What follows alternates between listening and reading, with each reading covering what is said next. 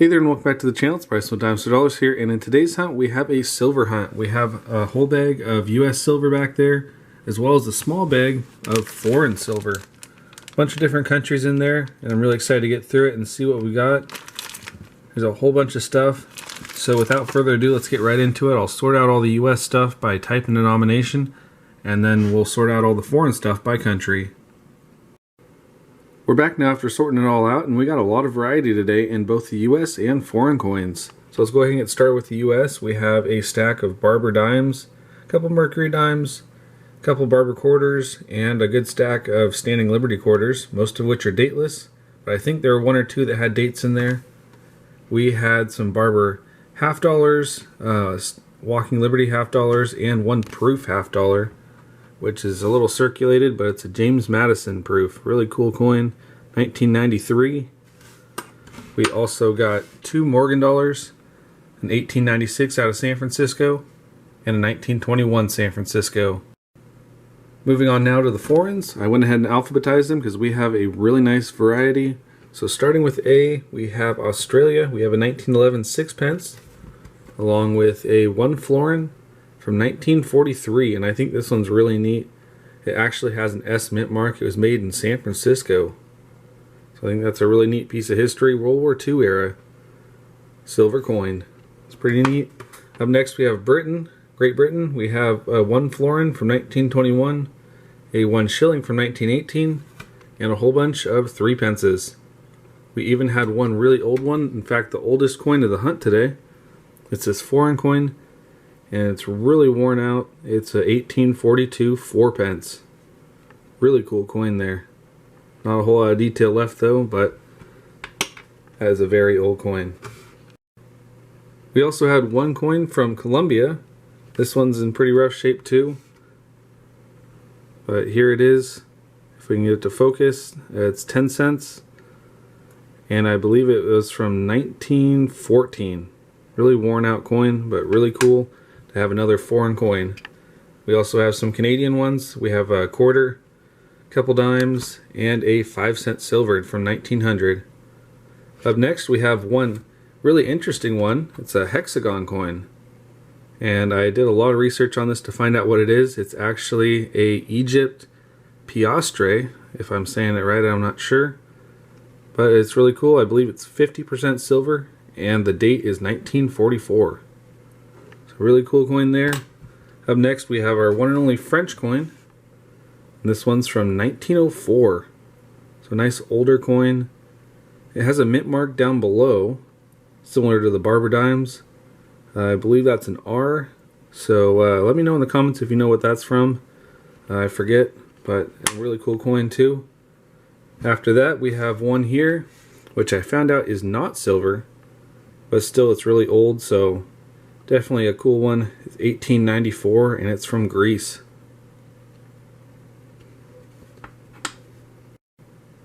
Up next we have two really pretty coins from India. They're really similar, so we get a good look at this one. It is a quarter rupee from 1944. A lot of stuff going on in the coin. It's really neat. It's a really cool coin. Go ahead and look at the bigger one. It's a half rupee, and you can see all the details are the same. Really nice design and a lot going on it. After that we have our one and only Mexican coin. It is the smallest one too. See if we can get to focus here. There's not a whole lot left to it. It's about the size of a half dime, and I don't know if we're going to get it to focus. There we go. 10 cents, 1928. After that, we have two from the Netherlands, a 10 cent from 1926, and a 25 cent from 1908. Our last two coins of the foreigns are both from New Zealand. We have a one there with a bird on it, and a little tiny one here from 1936. Really nice coin. Got some pretty nice detail on it too. So those are all really neat. Now that we're done with the foreigns, let's go ahead and get back to the US stuff and see if we can add anything to the books. Alright, our first new edition is going to be a 1907 Philadelphia Barber Dime. It's in really rough shape. There's actually not a whole lot of detail left to it, but a really nice find nonetheless, and one we definitely needed. Well, we're on to the next page now, and we got a new upgrade and an addition. We have this 1909 Philadelphia here, which is the addition, and it's in pretty rough shape. Not a whole lot of detail left on it. In fact, the reverse is just about gone. But still a nice hole filler, what I'm glad to have there. Our upgrade is going to be this 1911 Philadelphia. That's the one in the book. And this is the one we found today. It's just a little bit sharper, so I'm going to be swapping those two out. Pretty nice reverse as well.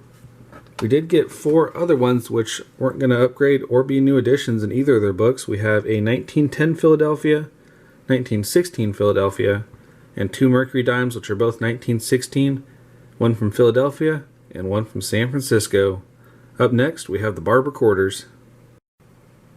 We managed to get 2 Barber Quarters today, and one of them is actually going to fill a spot in the book. We have this 1900 Philadelphia, which unfortunately won't, but this one is a really good one. It's a 1912 out of San Francisco, which is actually a lower mintage find. There's only 708,000 of them, so definitely a really nice find there. You can see it right here in the mintage of the book. That is a good one. So I'll go ahead and add that one. We'll move on to the Standing Liberty Quarters. We got 6 SLQs this time, and unfortunately 5 of which are dateless. We have 2 Philadelphias here, which don't stand much of a chance of being read. We do have 2 with mint marks here, though, that are really close. They actually have some pretty nice detail to them. This one's out of Denver, and I feel like there's a little bit of determination I might be able to see a date, although I'm not really sure.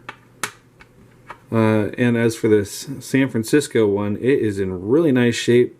Just a shame that the date wasn't there. It's most likely a earlier one between 1917 and 1924 before they brought out the date and made it stick out like it is now. We also got one that's dateless here that is a type 1, although it is really worn. I think it is going to be a 1917, so unfortunately not the 1916.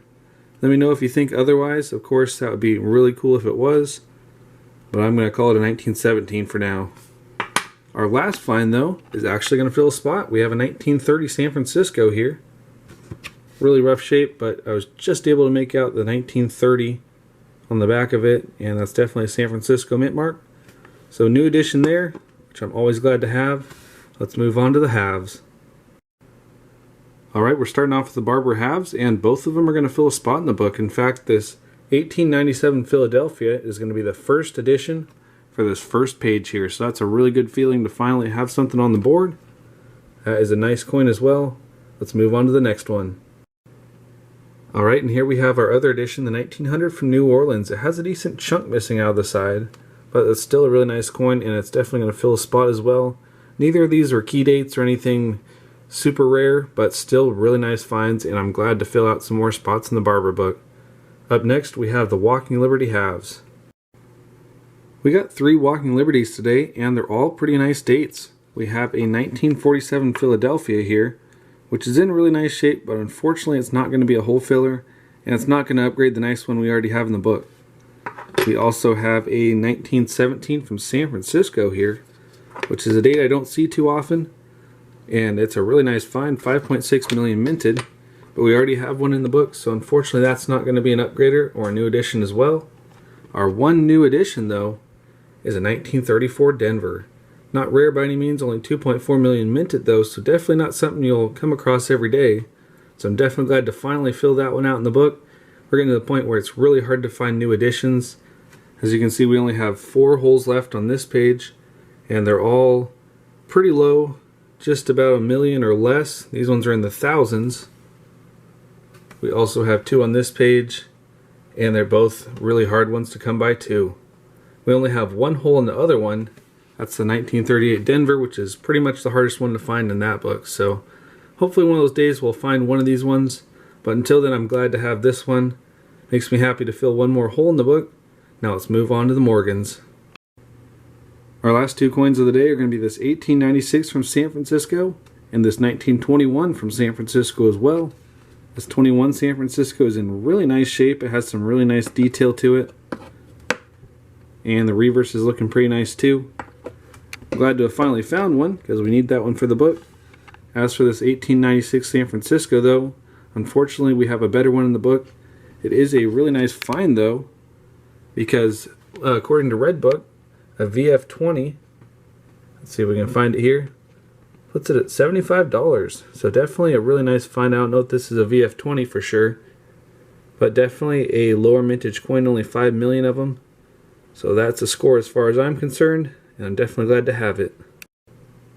But anyways, I want to thank y'all for watching. Subscribe if you're new. It really helps the channel grow, helps me make more videos and get out there.